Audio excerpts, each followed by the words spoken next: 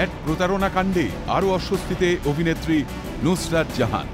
নিম্ন আদালতে হাজিরা দিতেই হবে বসিরহাটের তৃণমূল সাংসদকে। মঙ্গলবার এমনই নির্দেশ দিল আলিপুর জাজেস কোর্ট।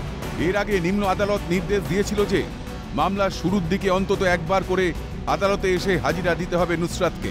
সেই নির্দেশকে চ্যালেঞ্জ করে আলিপুর জাজেস কোর্টের দ্বারস্থ হন নুসরাত। তার পরিবর্তে আইনজীবী উপস্থিত থাকবেন বলে আবেদনে জানিয়েছিলেন অভিনেত্রী। তবে মঙ্গলবার তার সেই আবেদন খারিজ করে দেয় আদালত। আলিপুর জেলা আদালতের পাবলিক প্রসিকিউটর জানান, নিম্ন আদালতের নির্দেশ একেবারেই সঠিক।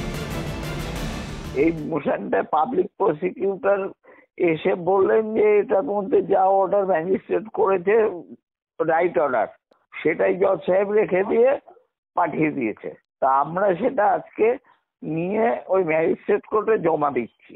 অর্ডার শিটটা সার্টিফাইড কপি আমরা প্রকিউর করেছি, এবার আমরা জমা দিচ্ছি ওটা নুসরাতের বিরুদ্ধে ম্যাজিস্ট্রেট কোর্টে। এবার ম্যাজিস্ট্রেট কি অর্ডার দেবে সেটা আলাদা, ট্রায়ালের জন্য গেল।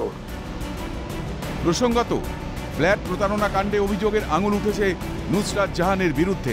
এ নিয়ে গড়িয়াহাট থানা এবং আদালতে তার বিরুদ্ধে মামলা দায়ের হয়।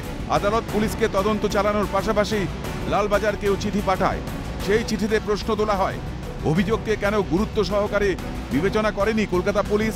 এরপরেই নড়েচড়ে বসে কলকাতা পুলিশ। তদন্তে পারিপার্শ্বিক তথ্য প্রমাণ এবং অভিযোগকারীদের বয়ান খতিয়ে দেখে নুসরাতের বিরুদ্ধে দায়ের অভিযোগের সত্যতা সামনে উঠে আসে।